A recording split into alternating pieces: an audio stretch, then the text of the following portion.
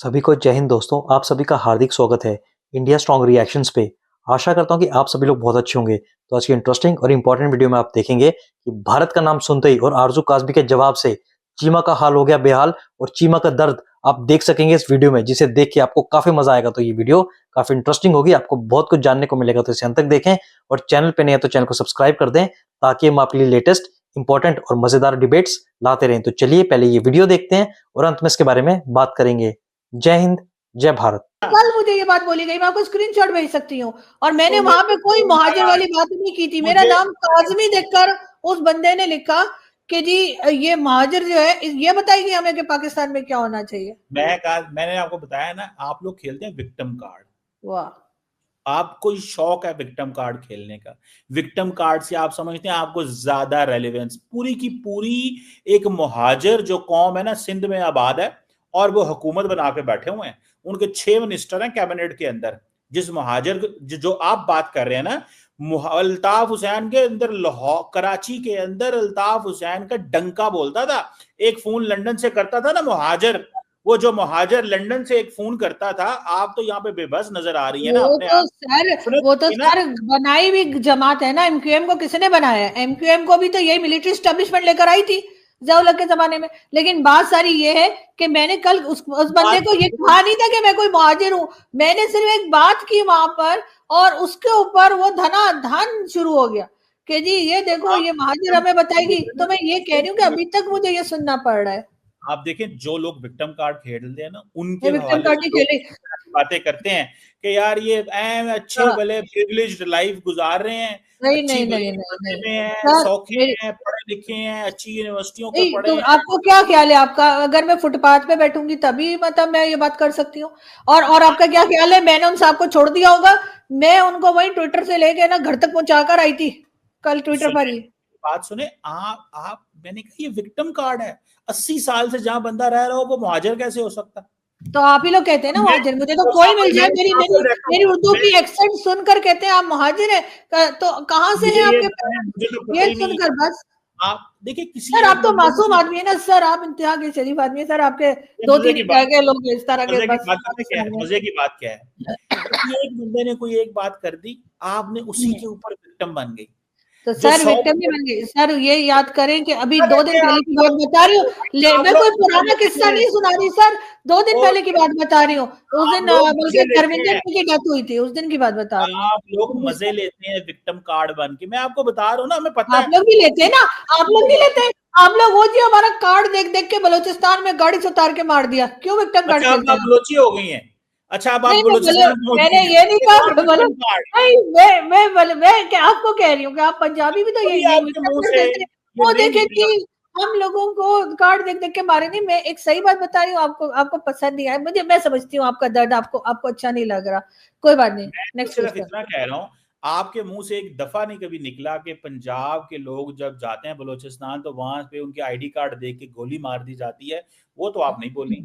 तो सर मैंने अपने शो में कई बार बात की है, आप देखा करें मेरा शो। अच्छा है, आपकी आपकी नॉलेज में भी इजाफा होगा। सुने ना, अब सुने, जो पंजाबी मुहाजिर बलूचिस्तान जाता है कारोबार ढूंढने, उसको जब गोली मारी जाती है तो आपके मुंह से तो कोई नहीं निकला। आप नहीं, मैं सिंध तो और बोला है बलूचिस्तान पे पहुंच के सर, सुने मैंने तो ना, बात की है। आपने प्रायोरिटी किसको दी? देखें, सवाल क्या है। हमने तो बलूचिस्तान के जो लोग हैं वो कहते हैं कि तुम लोग बड़े बेहिस हो कि आपके लोगों को बलूचिस्तान में मारा जा रहा है और आप बोलते नहीं। हम ये कार्ड नहीं खेलते मैडम, जरा सर सुनिएगा। हमने बहुत बार बोला है हमने, और सुने हर तो जगह बोला है कि सुने तो गलत है।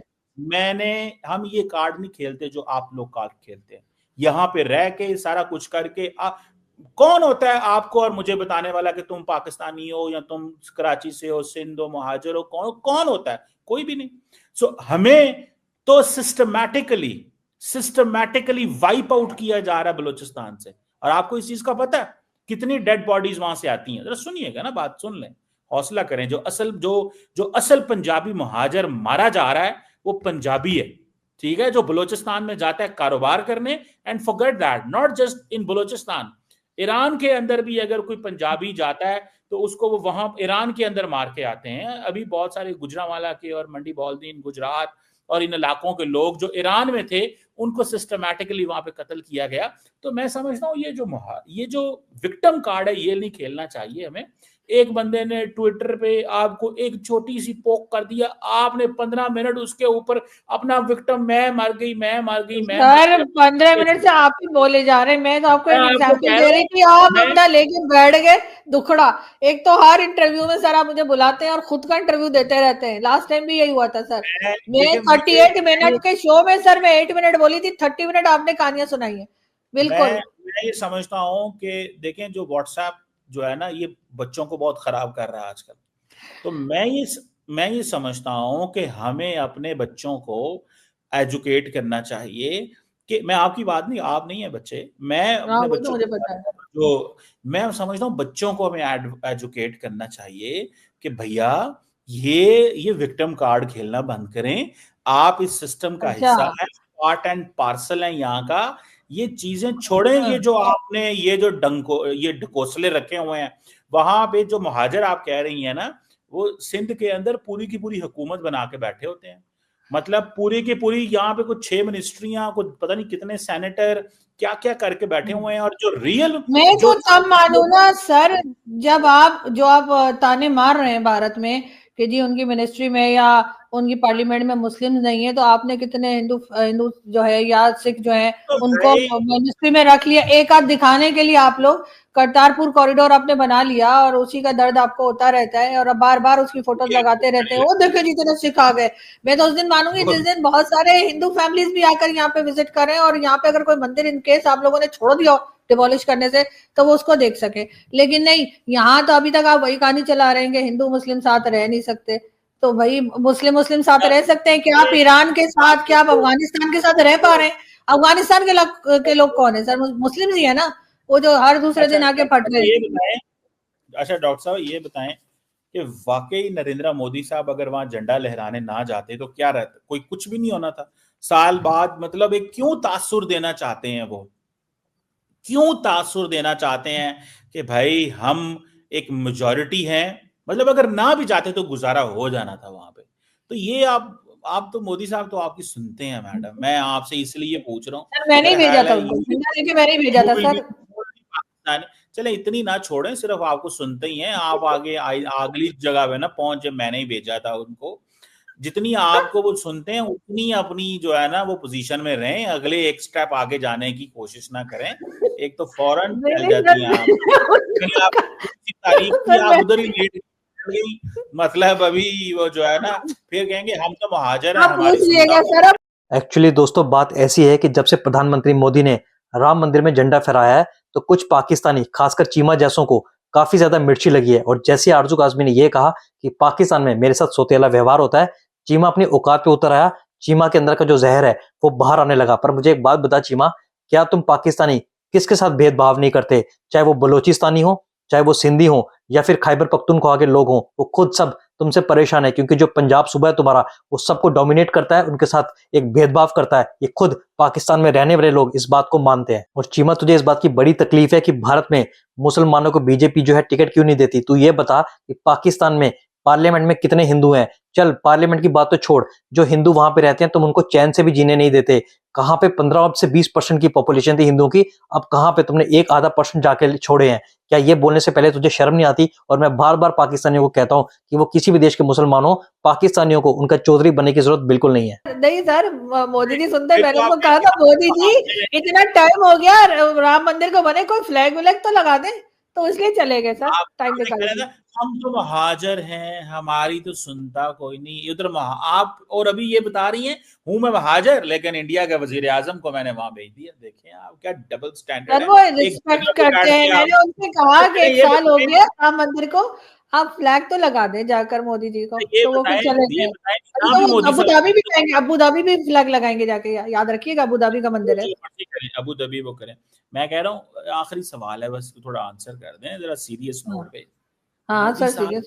ना भी जाते तो अच्छा नहीं था मैडम, गुजारा हो जाना था। नहीं सर, मेरा ख्याल है कि अगर ना भी जाते तो गुजारा हो जाता, लेकिन अगर चले गए तो फिर उसमें भी कोई हर्ज नहीं है, क्योंकि वो तो वही करेंगे ना जो उनकी पब्लिक चाहती है, जो ज्यादा वो जो है, मेजोरिटी में है। अगर हिंदू फैमिली मेजोरिटी में है और वो ये चाहते हैं कि उनका प्राइम मिनिस्टर जो है, जो खुद भी एक हिंदू है, तो वो जाकर फ्लैग लगाए तो वो जाएंगे। अगर वहां पर मेजोरिटी किसी और रिलीजन के लोगों की होती और कोई और काम होता तो शायद वो ना जाते। लेकिन अभी वो चले गए। मेरा ख्याल है इतना कोई ये इशू नहीं है, ये मतलब ये नॉन इशू है जिसको आप इशू बना रहे हैं। मुझे नहीं लगता कि इसमें इतनी कोई खास बात है। तो सवाल ये है कि और अवैसी साहब ने भी इस पे कोई ऑब्जेक्शन नहीं किया। अवैसी साहब जो हैं, जो सबसे बड़े मुस्लिम लीडर है। अरे वाह, नहीं नहीं, अवैसी साहब की मैं बहुत बड़ी फैन हूँ। आपकी मुझे एक बात अच्छी लगी है, आप हैं एस्टेब्लिशमेंट के साथ, लेकिन इंडिया की एस्टेब्लिशमेंट के साथ, यहाँ की एस्टेब्लिशमेंट के खिलाफ है, इंडियन एस्टेब्लिशमेंट के आप साथ। सर मुझे तो मैं कह रही हूँ ना, अवैसी साहब ने कोई ऑब्जेक्शन नहीं किया और मैं तो अवैसी साहब की बहुत फैन हूँ। तो मेरा ख्याल है अगर एज अ मुस्लिम लीडर उन्होंने कोई ऑब्जेक्शन नहीं किया तो सर हम तो बाहर के लोग हैं, हम तो पड़ोसी हैं, तो हमें सिर्फ झांकने की हद तक ही रहना चाहिए, बोलना नहीं चाहिए। दरअसल आपको पता नहीं है, the Owaisi does not represent the entire Indian Muslims. Simple सी बात है, आपको इस चीज का पता है।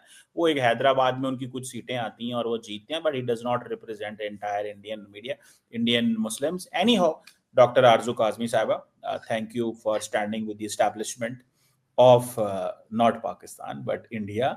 लेकिन ये है कि आपकी मर्जी है, यू आर इंडिपेंडेंट एनालिस्ट, आपका ये फैसला है। आप कह रही हैं कि मोदी साहब चले गए हैं तो कोई बात नहीं, ना भी जाते तो गुजारा हो जाना था।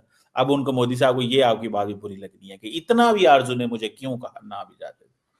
हाँ, नहीं कोई फर्क नहीं पड़ता। कीमा, मैं सच बताऊं तो राम मंदिर और भारत के बारे में बात करने की तेरी औकात ही नहीं है। तुझे पता ही नहीं है कि राम मंदिर के पीछे के इतिहास क्या है। राम मंदिर बनने के पीछे 500 साल का स्ट्रगल है जो तू अपने सपनों में भी नहीं सोच सकता। और आरजू काज़मी ने बिल्कुल सही कहा कि तुम्हें सिर्फ पड़ोसी मुल्क में झांकना चाहिए, पर उनके मामले में अपना मुंह बंद रखना चाहिए, यानी कि जुबान पे ताला लगा के रखना चाहिए। दोस्तों, आशा करता हूं कि वीडियो को आपने अंत तक देखा होगा और जिस तरीके से आरजू काज़मी ने चीमा की बोलती बंद की वो देख के आपको काफी मजा आया होगा। तो वीडियो अगर आपको अच्छी लगी है इसे लाइक और शेयर जरूर कर दें और अपने विचार हमें कमेंट सेक्शन में लिखकर जरूर बताएं। और एक बार फिर चैनल पे नए हैं तो चैनल को सब्सक्राइब कर दें। जय हिंद, जय भारत।